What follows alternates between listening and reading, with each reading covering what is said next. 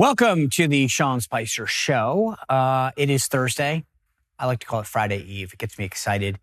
If you only watched the first hour of the debate last night, you may just be waking up because it puts you to sleep. For those of us who watched all the way through, the yelling probably kept us awake for another hour. A lot to break down about that debate in a little bit. We've got a great panel of RNC type folks. The chairman of the New Hampshire party, we're going to have that first primary, Chris Ager, is here with us, as well as the former chair of the Republican Party of Massachusetts, Jennifer Nassour. Be really interesting to get their takes and how they think not only the candidates did, but the RNC and Univision. Let me give you a little profile or preview. It wasn't good. Also, the impeachment process really kicked off in earnest today. The House Oversight Committee holding a hearing with 3 witnesses, but really trying to lay out the initial pieces of the case and the evidence. At least we'll see how they did. I think this is the beginning of the process. The interesting thing is, I think on the heels of a government shutdown, part of the point of doing this was to get some attention. I'm not sure it's going to get it. Speaking of that government shutdown, it is looming. Tick, tick, tick. Here we go. But also last night, Trump was in Michigan talking to the United Auto Workers who are on strike. And that was his counter-programming effort, like he did with Tucker Carlson last time. Remember? I actually thought he did a good job and he hit the right tone in what he was really getting at. I'll break that down in just a minute. So you know what? Let's get into it.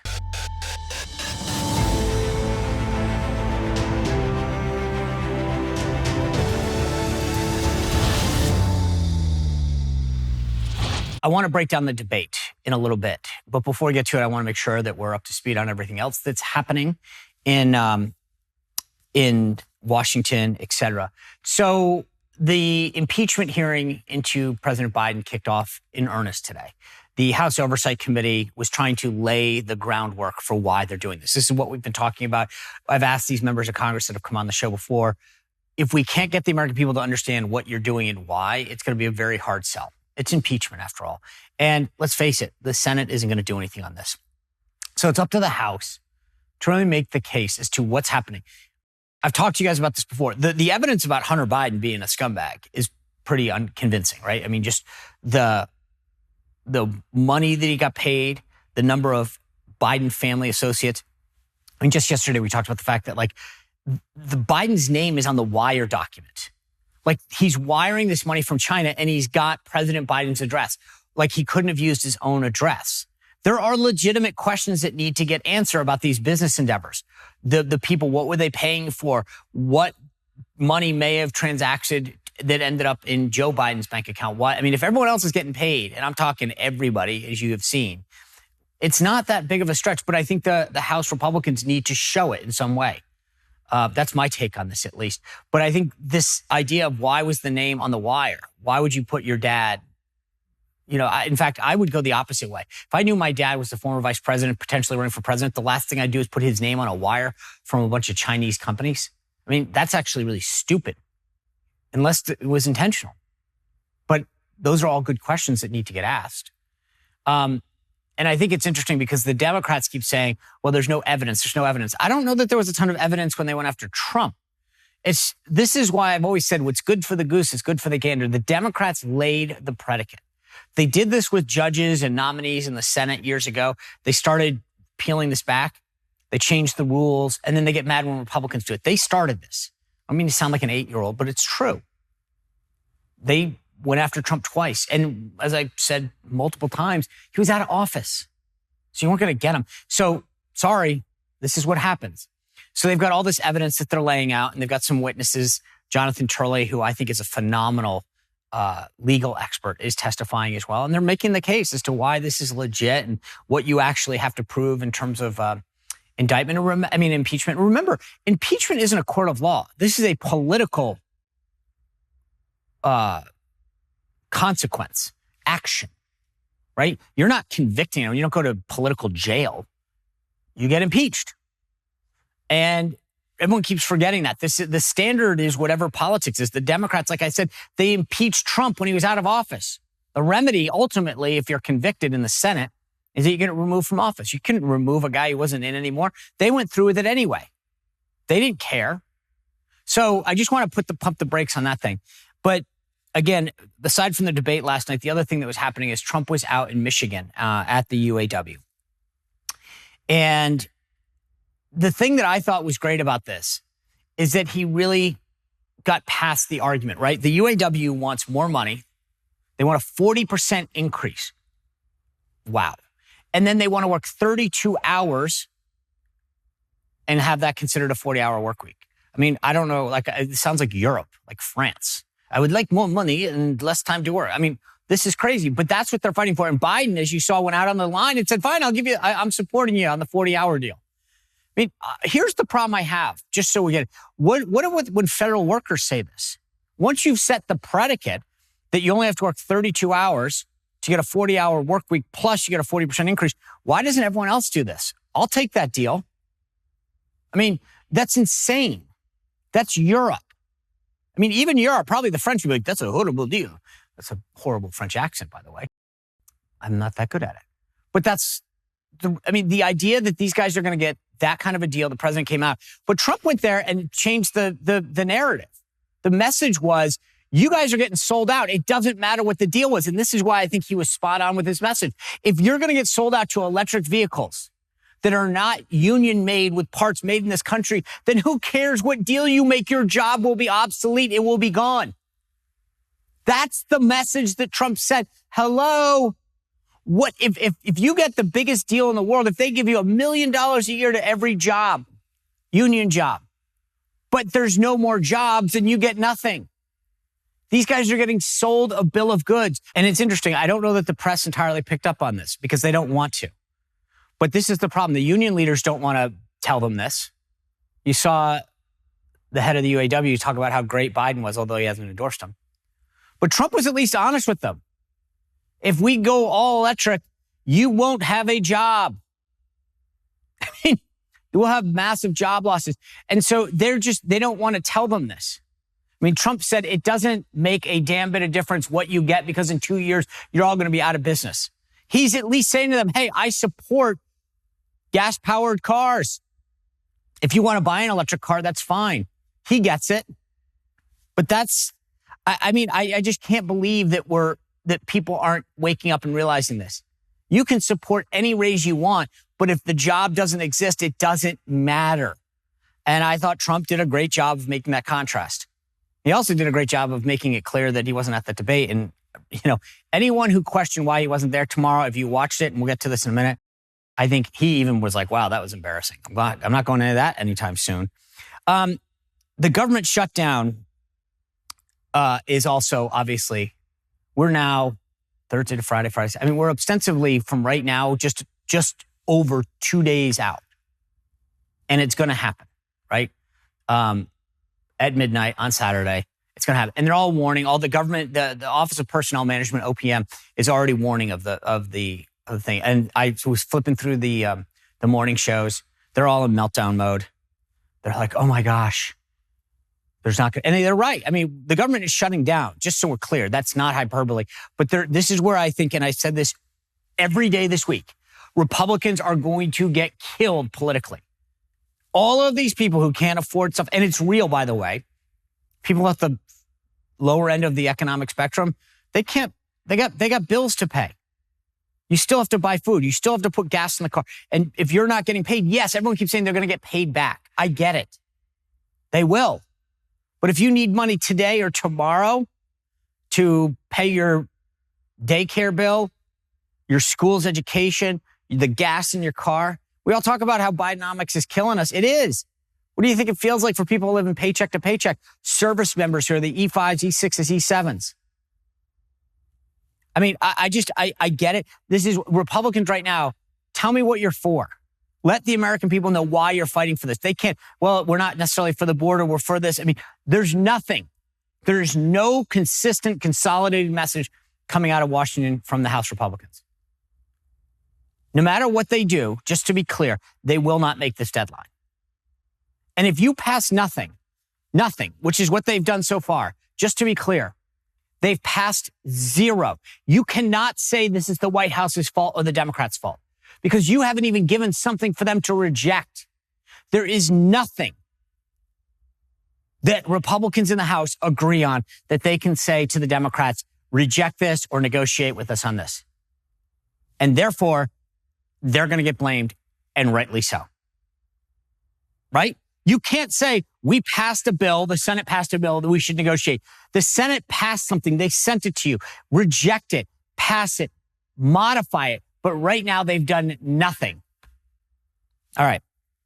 Well, on a somewhat brighter note, Bob Menendez, the senator from New Jersey, showed back up in Washington yesterday, and he got asked a ton of questions about what's going on. There are now 30 Democratic senators who have said he should resign.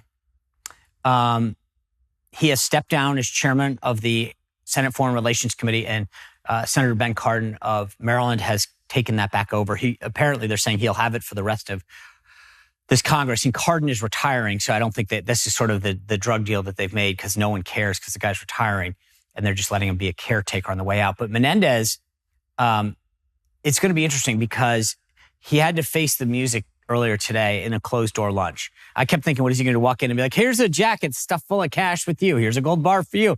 I mean, his colleagues aren't stupid. There's a difference between presumption of innocence and whether or not he resigns. And Mark Halperin the other day made a great point, which was the only thing he's got left to play on, to trade on, is maybe resigning. But, you know, I think for a lot of these guys, they're not stupid. Even Cory Booker, his sort of mentee, said he should step down. That's how bad it is. I mean, you just can't explain this away. It's to say I kept $480,000 in cash with gold bars because I was worried for emergencies. I mean, there's no one. Elon Musk doesn't keep that kind of cash around. Bill Gates doesn't keep that kind of cash around. I mean, that's just, it doesn't pass the smell test.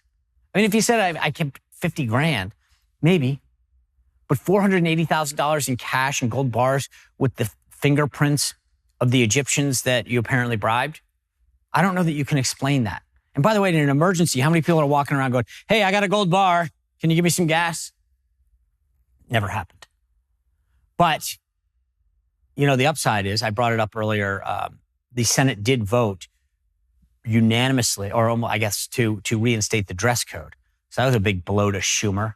I mean, you try to coddle the lowest common denominator because you want to let John Fetterman walk around in gym shorts and a hoodie.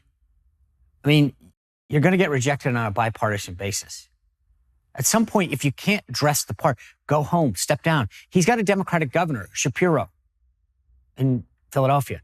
If you really don't want that, then you can replace him. This is not a political thing. You get to keep the Democratic senator, but get somebody that's not an embarrassment. You don't just keep going, oh, he doesn't like dressing it. Grow up. Speaking of, I brought this up the other day about how all these Target stores were closing. All in blue cities, by the way, right? San Francisco, New York, and Seattle. And now Philadelphia, I've watched these images, is getting looted as well. Because the word had spread that a Philadelphia judge dismissed all these criminal charges against a former police officer who killed someone. So this was the response. Like, let's just go loot the city. That's how they are protesting. Smashing, committing violence. It's just, I just don't get, and the silence from the left is deafening, by the way. This is like the BLM riots. It's okay. You can smash this. You can break it. Where's the question? Why aren't the press going to these Democratic elected officials and saying, these are your policies. You guys want to defund the police. You want to decriminalize all of these things that would have put you in jail before. Stealing, vandalism, violence, destruction. Nope. Now it's, well, we have to let them do it. And soon, I guarantee you, by the way, that all these guys are going to come back and say, I can't believe these companies are shunning big cities. Yeah, they are. It's your fault. But no one's actually talking about like what Kamala Harris would call the root cause. The root cause is your policies. You're killing the cities. The only reason I really care about this is because a lot of these people I think are going to move to the suburbs. I don't want them there. Let them stay in the cities and deal with their Democratic policies. It's their fault. They're electing these folks. All right, before we get into this great panel discussion, I do want to talk to you about the Wellness Company. We've been talking about them for a while. It's a team of doctors that founded the Wellness Company. One of the prominent ones that you probably know is Peter McCullough. He's the doctor that during the whole COVID pandemic was the guy out front on treatments like hydroxychloroquine, ivermectin, the things the government didn't want you to take or talk about. Well, these guys realized that maybe they could help you with your health. And so they created this revolutionary supplement called Spike Support Formula, which was designed because they thought it was out of necessity that they combined a bunch of ingredients that would help to block and dissolve what's called COVID spike protein, which is in your bloodstream. If you've had a bad bout of COVID, then spike protein, is probably a serious concern for you, or at least something you should talk to your healthcare professionals about. And there's something that you can do to protect yourself, which is what thousands of people have done by taking spike support protein. Because if you've had a bad bout of COVID, you know about decreased mental clarity, reduced inflammation, you've had energy levels. So go get spike support. Go to twc.health/Spicer, use code Spicer, you save 15% at checkout. Again, that's twc.health, not .com, any of that, .health/Spicer. Use code Spicer, you get 15% off, and hopefully that gets you back to the energy levels and the mental clarity that you had pre-COVID. Anyway, I want to get to our panel. We have a state chairman currently, Republican state chairman of New Hampshire, Chris Ager. He is obviously, that's a big state, first in the nation primary that's coming up. This is going to be crucial. Who will make it? Who won't? What did last night's performances mean? And then Jennifer Nassour was the former chair of the Massachusetts Republican Party. She is the founder of Pocketbook Projects, which empowers women and gives them the economic tools to do better. I want to get both of their perspectives, not just on the candidates, but on the moderators, on the RNC's role, et cetera. So this is going to be a great discussion. Chris, I want to welcome you to the show, break down what happened last night. How are you? Great. Thank you, Sean. Good to be here. Good to see you. So let me just ask this right off the bat. What are your thoughts about how that debate last night went? Well, my overall impression was it was a little bit too much of a scrum for what I like to see. And, the talking or over anyone. each other. Oh, yeah. Yeah. The talking over each other, I don't think it helped anyone. And just the way the format flowed and some of the questions, I just wasn't real impressed with the entire, the way it went down. But there were a couple of interesting points kind of to take away. It seemed like Governor DeSantis looked a little bit more statesmanlike, and I think he may have helped himself. Tim Scott and Nikki Haley had, at times they looked really good, and then other times when the argument back and forth went, kind of detracted. And Governor Burgum, he's actually someone I think most people had maybe never heard of, right. And every time he gets a chance to speak and get his story out, I think it helps him. But it was a little bit disappointing the way that the scrum and the arguing back and forth, and write down who should be voted off the island. I didn't think that was necessarily a good question to ask of that group either. So I'm trying to think of what order to take this in. Because I agree with you. I didn't see there's nobody that I saw online, in the media, by text. I mean, no one's saying, wow, that was really good last night, or here's what I learned, or here's who I think came out well. There is no one that I think maybe didn't do any harm, but I don't know that anybody did any good. I mean, again, I think we're going to have another debate that doesn't move the needle. So let's kind of go through, before we, let's work backwards. Instead of talking about the candidates, let's talk about the process. Universally, everybody looked at last night and said they were talking over each other. It didn't bode well. What could be done from your standpoint? So I'm not about debates in general. Well, I mean, or just but how do you structure? Yeah, I mean, like I looked at last night, and I've got some ideas. I talked to Mark Halper and I talked about them this morning on our debate prep call. But what would you? I mean, if someone said to you, Chairman, there's going to be a debate in New Hampshire, fix it.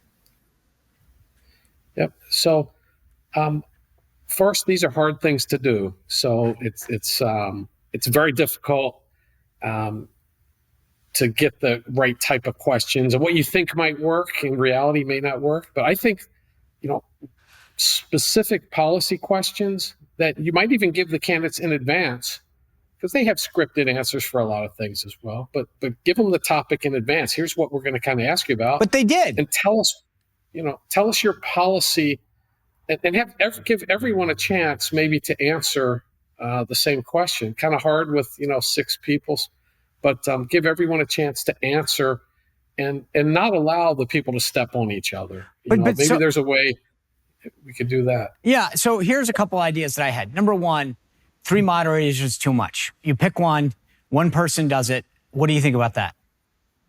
I think that's great. I mean, picking the best person that I think that would be a good idea. That way there's less of the moderators being part of the show. Yeah.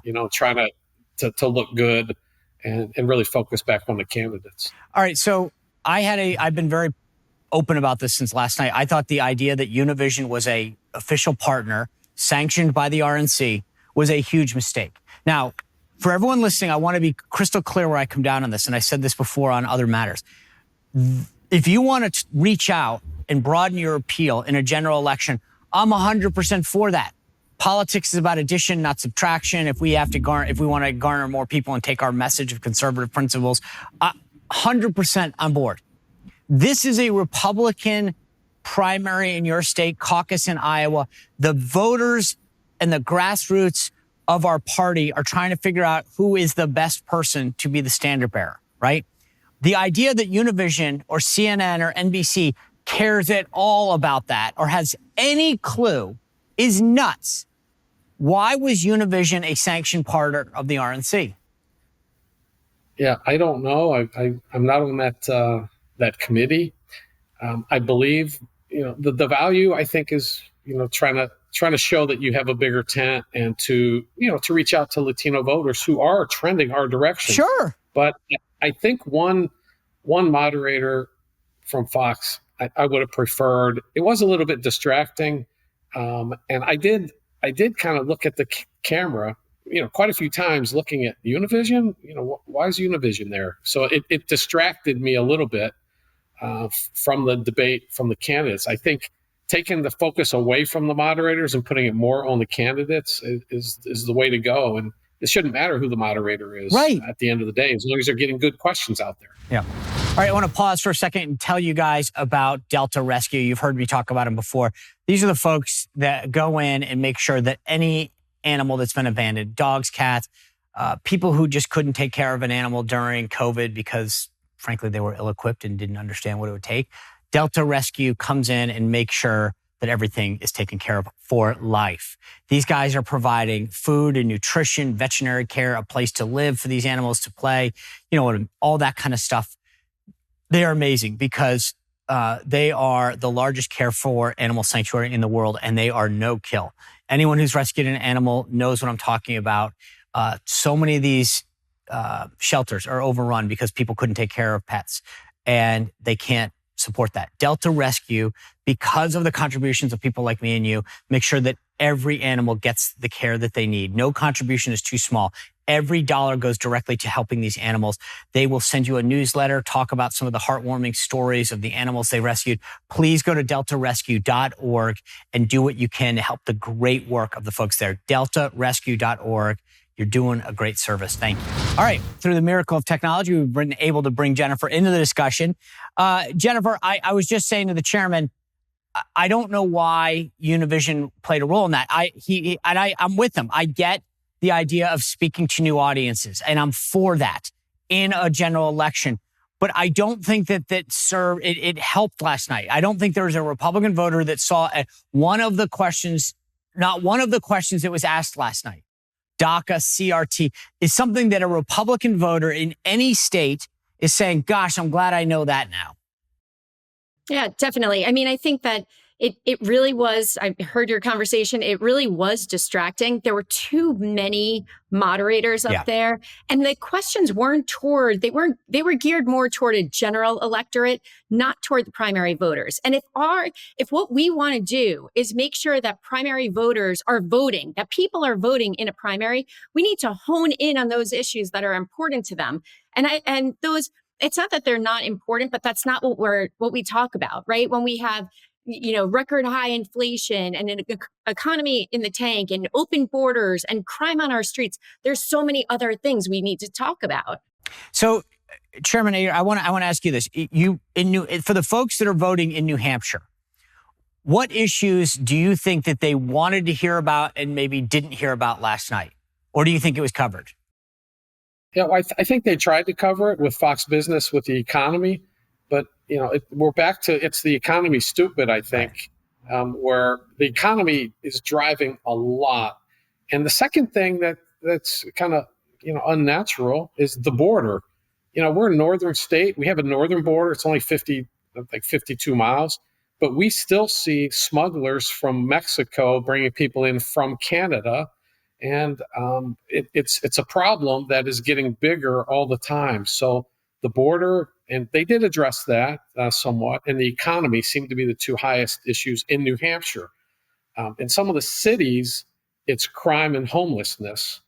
And in the suburbs, it tends to be taxes and then education. Those seem to be the four issues. But again, it's suburb versus city. It depends where you live. Let's get into candidates for a second. Who do you think, if anyone, stood out last night? Jennifer, I'll start with you.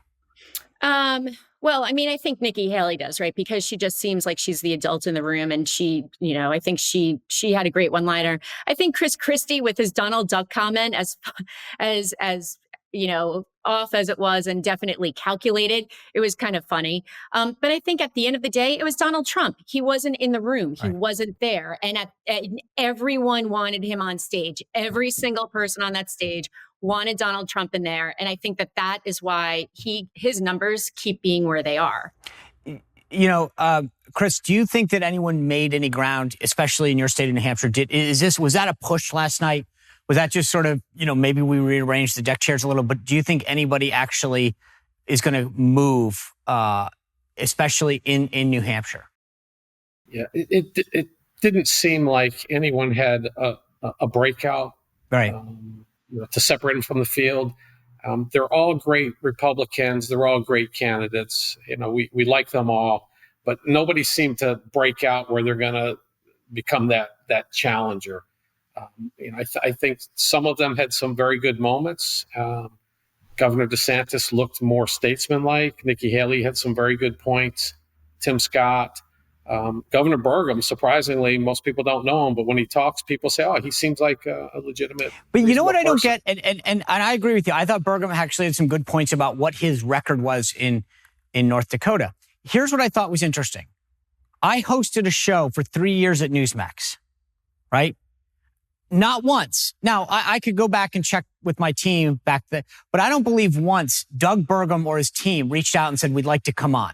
Not just my show. I don't remember him ever appearing on Newsmax. Now, here's my point. If you're even thinking of running for president, why wouldn't you have been doing conservative media and getting out there and talk about the success story of North Dakota? I'm with you. I hear a lot of the stuff that he's done on education, some of the stuff that he's done on business, and I go, wow, that's a great story. But where were you for the last, he's in his second term. And I kind of look at a guy that's smart and business savvy and to say, if you didn't bother to do a bunch of interviews before or visit New Hampshire, did he visit New Hampshire prior to announcing? Not that I'm aware of. Right. So I look at it and I go, hey, I'm sorry that you're not doing better, but DeSantis was traveling around doing Reagan, Lincoln Day dinners, courting donors. Nikki, same thing. She had a pack. I don't feel bad for the guy. I actually feel like it's too bad he didn't get out there earlier. But I don't know how you decide to run for president and you don't hit the circuit or test the waters before and think you're just going to buy it. Jennifer? Yeah, I can just tell you we're already hearing from people who are thinking about running in 2028. And so, it's not too early to start, just to meet the people and understand the groundwork. So I don't know what goes into his calculations. I did go to North Dakota. It's my 50th state, and they sent me a T-shirt. That's nice. So that was kind of, it's a pretty well-run state, but I don't know why, and unless he genuinely wasn't planning on running for president until recently. Jennifer, I get that, right? I get it. He might not have, but if you're going to turn it on, then don't be all in a tizzy about the criteria. I mean, I don't. It's like saying, hey, I didn't know that I wanted to run the marathon next week, and now I can't finish it because it's 26.2 miles. They should shorten it. That's not the marathon's point. I mean, the race organizer's problem. It's your problem for not training for it.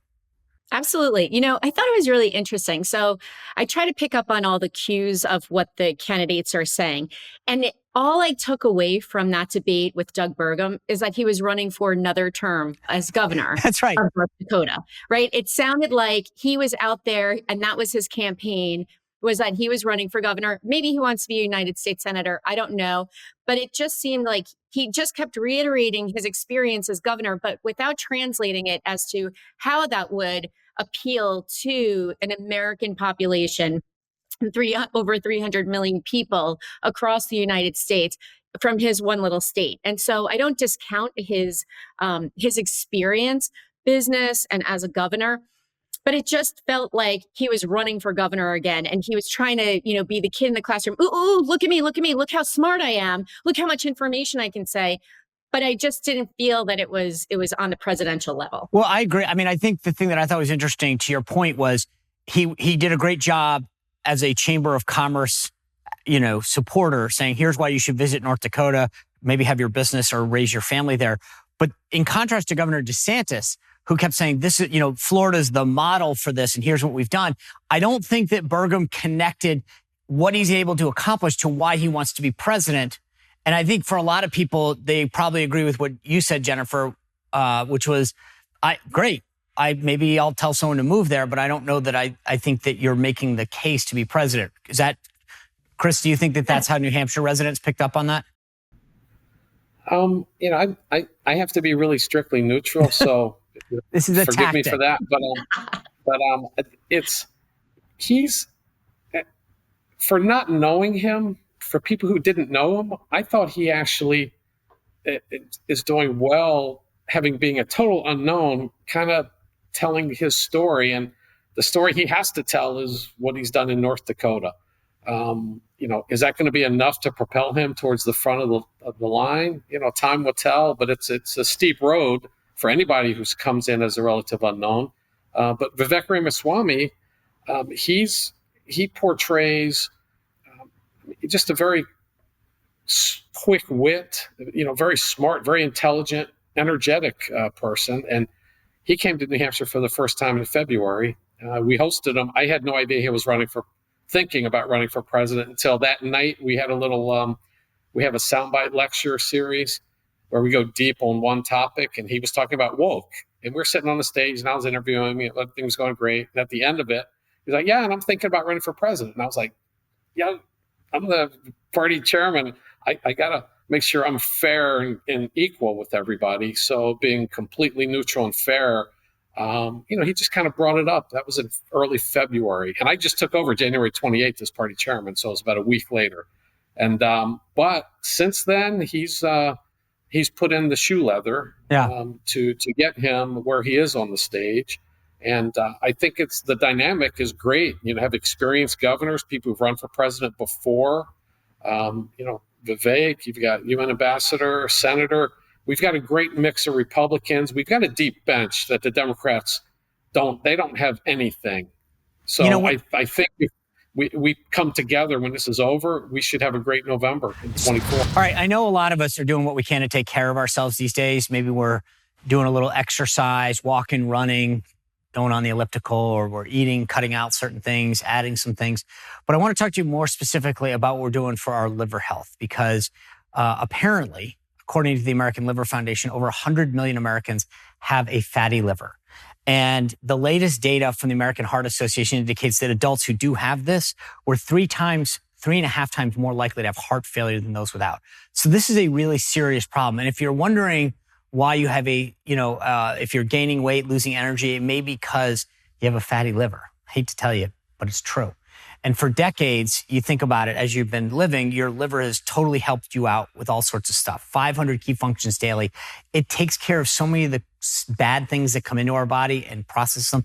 Now there is a new liver health formula. It's an all-natural supplement that contains 12 clinically proven botanicals that help recharge, protect your liver. It's manufactured here in the U.S., approved by American doctors. Over 2 million bottles have already done it. So go try liver health formula and get a free bottle of omega-3s at getliverhelp.com/Spicer.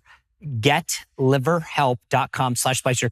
And you get a free bonus gift of omega-3s that'll help your heart as well. So you get to help your liver and your heart. Go to getliverhelp.com/Spicer. I was watching one of the clips this morning as I was flipping through the morning shows, and they had an image of the debate last night. And if you look like at the clips of the debate in terms of center stage, you have Vivek, Nikki, Tim Scott. I was like, we're the party of diversity. And if it wasn't, I don't mean to say this, but a lot of times you had candidates that have run before, but they've not been the top tier candidates. Those were the center podiums. I mean, I thought it really reflected well on the party last night from an image standpoint. Vivek is young. He's a person of color. His parents were immigrants. You got Tim Scott that talks a lot about a very uplifting, positive message. Nikki, very successful. Her parents, same thing. I actually thought from an image standpoint, that was really, to me, the takeaway of the party, that I don't think that, frankly, there's enough discussion of, and that might be something that as a party is embraced a little bit more, Jennifer. Sean, you know what? I talk about this all the time with people, especially, I live right next door in Massachusetts, and it's horrible. And I love when Kelly Ayotte is like, we don't want to become them because, right, no one wants to become Massachusetts. And I tell this to the Democrats here all the time. Hey, guys, you know what? Look at my stage and look at what you have. You've got an old white guy who doesn't even know whether he's wearing shoes with laces or slip-ons. So, it's like propping up the guy at Weekend at Bernie's, propping up Bernie. That's what Joe Biden is. And their bench is so lame that they're bringing back Kamala Harris because that's kind of the best that they have, right? Which is scary to all of us because a vote for Joe Biden is a vote for Kamala. And so look at our stage, on the other hand. You have, the oldest person on that stage is in his 60s. That's what we have. That's what we're offering. The youngest person is 38. That's amazing. The difference in background and in history and in demography, everything about it is just so wonderful to see. And as a mom with 2 voting age daughters, it is great to look at them with this straight face and say, yes, I am proud to be a Republican. And, talk about this to your friends, because we're not the party of the old white guy anymore, right? The old wealthy white guy. We are a party of diversity. We're a party that encourages a woman, encourages minorities to be up there. And I think that is so cool for us. And poo-poo on the Democrats for bringing out, the same old guy that's been out there for 40 years. Yeah, Chris, I want to talk a little bit about what's happening, though. Before I go, Chris, did you want to make a comment on that? No, I think it's great. And all of these candidates are accomplished people in their own rights. They're people who have accomplished great things, every single one of them. And we haven't mentioned Mike Pence yet, but, congressman, governor, vice president, he's on the stage competing equally in the discussion with Vivek Ramaswamy, a young guy, businessman, billionaire. And then, so we've got a great mix of people that our voters are going to be able to have a choice with. With the Democrats, you've got Joe Biden. I mean, really? That's awful. But let me We've ask got this. a great choice, and they've got no choice. But we're not talking about Mike Pence. Is that because Mike Pence didn't do anything for us to talk about? Mike Pence is well known, and his positions I don't think have really changed, and so he's a known quantity. So it's kind of hard for him to break out with a new policy or something to talk about, because we kind of know him. He's been around, and so it's kind of like Donald Trump. I mean, he doesn't really need to be on the debate stage in some respects, because he was president for 4 years. We kind of know what he's going to do, and so he doesn't need to break out. He's already out. It's it's maybe good for the other candidates that he's not on the stage, so they can figure out who else, people educate people on what they stand for. Yeah. So I think Mike Pence is in that category. He's a known quantity. Let me just ask you guys a question, and then Jennifer, I'll let you go because I want to focus on some New Hampshire specific stuff. But before you go, I want to just ask you this. I have a working theory, which is everyone keeps saying after the first debate, and we'll see after this one, the numbers aren't moving much, right? Trump's, let's just say 50% for argument purposes that are locked in. Those are your Trump supporters. And everyone else below that has gotten anywhere from, 2% to 12, 13, whatever, somewhere in there. And they kind of go up and down a little here and there. I believe that there is a working theory that the Republican electorate has made their decision up. They've looked at these candidates. They know who they all are. To Chris's point about Mike Pence, he was a governor, a congressman, vice president. They know who he is. They know who Chris Christie is. And that they've kind of said, okay, this is who I'm with. There doesn't seem to be a ton of movement, meaning you can have another debate if all you want, but I don't know that anything more is going to move. Trump's been indicted 4 times. He had this now motion from Letitia James in New York. At some point, you've thrown everything at the guy and it's not moving. I just wonder if there's much movement left to have. I think that there is. Look, elections are a marathon. They're not a sprint, right? The other one I really love telling people is this is dating. This isn't an arranged marriage. And it should be an opportunity for voters to get to know those other candidates. The election is still so far off. And yes, Super Tuesday is coming fast and the caucuses are coming fast. New Hampshire is right up upon us.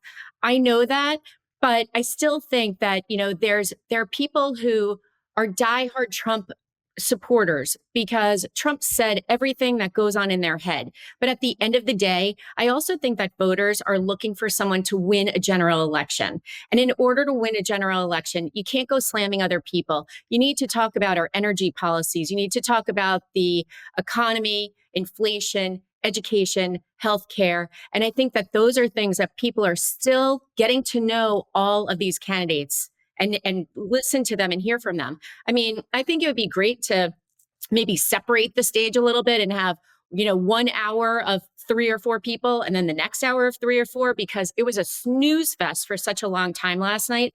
But I think voters really want to still get to know those candidates. It's just that Donald Trump's personality and the fact he was such a much better president than the disaster we have right now is out there. It clouds the judgment still. All right, Chris, Jennifer, I wanted to focus just on New Hampshire for a second, let her go. I know I'm going to be up there in October to join you for the First in the Nation event. Here's my question for you, though. New Hampshire has this storied history as being the first state to vote primary-wise. We all see, on election night, we watch everyone cast their first votes. With what the Democrats have done, does that help put New Hampshire in play for its 4 electoral votes? Because do enough Democrats say, I can't believe we got screwed, I'm willing to vote Republican or sit it out? I believe it does. And in New Hampshire, our registrations are 30% Republican, 30% Democrat, and 30% undeclared. And so the undeclared voters can select either ballot in the primary. So they can walk in undeclared and say, I'm declaring as Republican, and pick that ballot. If there is no contest on the Democrat side and the president's not even on the ballot, they're more likely to pick a Republican ballot. Is that a good thing? But do you want that? I think it's a great thing. Why? For one, it demonstrates the breadth of our big tent in New Hampshire. And in New England, to win, you have to have a big tent. You have to appeal to people in the center. So it'll reflect better our full electorate. So we'll have a more electable general election candidate. But also you're more likely to vote for the party that's allowing you to vote in their primary. Okay. So if you're undeclared, you walk in and the Democrats say, we have nobody on our ballot for you to vote for. The president's not there, but you have a competitive race on the Republican side, and we encourage them to take Republican ballots. They're more likely to vote Republican in the future and to stay Republicans. So let me ask you. So we think it helps us. And the president basically abandoned New Hampshire. President Biden abandoned and said, I don't want your vote. So for Democrats to vote for him in big numbers, they would have to implement, the the political version of the Stockholm syndrome. You know, you basically hit me in the face, but I'm still going to write in a vote for you. Well, and I know from coming up there, that's a key part of the New Hampshire and even in Iowa, their economy. So, I mean, you've really screwed a lot of the businesses up there by not even going up and campaigning. But let me ask you this. I know because of this, there is some question now about New Hampshire always hosts a debate. You know, on the Republican side, I was up there at St. Anselm's in 2015. What's the rub, and how do you think this thing works out? Why is that what is the issue at stake?